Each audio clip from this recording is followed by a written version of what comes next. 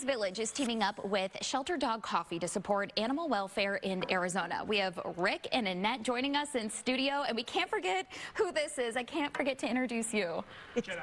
Jedi, so beautiful. Tell us a little bit about this partnership that you guys have going on.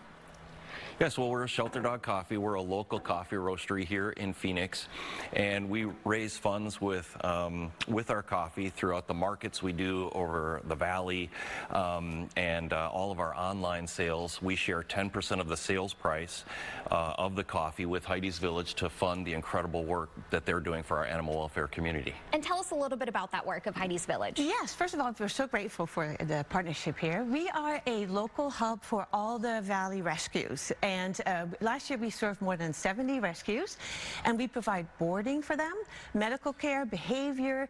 Many of the rescues, as you may know, do not have their own facility, so they come to us. That's amazing. And so tell me a little bit again, so people can come for a cup of coffee or buy some coffee, and that will help support the work that you guys do. Why is that something that you guys wanted to partner up on?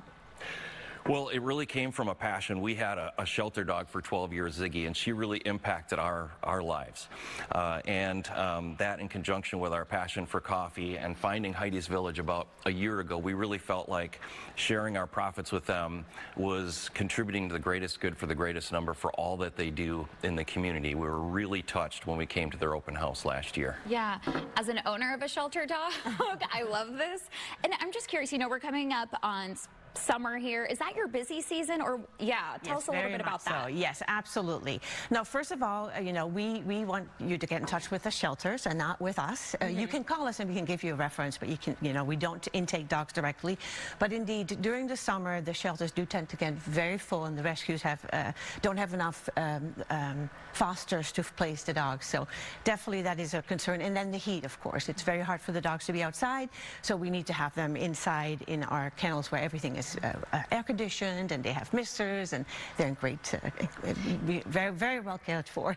And speaking of foster, I think, you know, some people think, oh, I don't have a yard, or, you know, it's just me, but that doesn't necessarily mean you can't foster a dog and help out those shelters. 100%. Like, they're always better off in somebody's home, and the rescues will work with you on making sure that you have everything you need. So if you're interested in fostering, please reach out to us and we can connect you. It's very, very helpful to help them in foster homes. Okay, and can you tell us a little bit about Jedi here? I'll let Chris do that. So Jedi was found running stray. He got in touch with the rescue and got in touch with us. He's about 9 months old. We're thinking probably bulldog boxer mix. He's working on his manners. He's very good, and he's very treat motivated.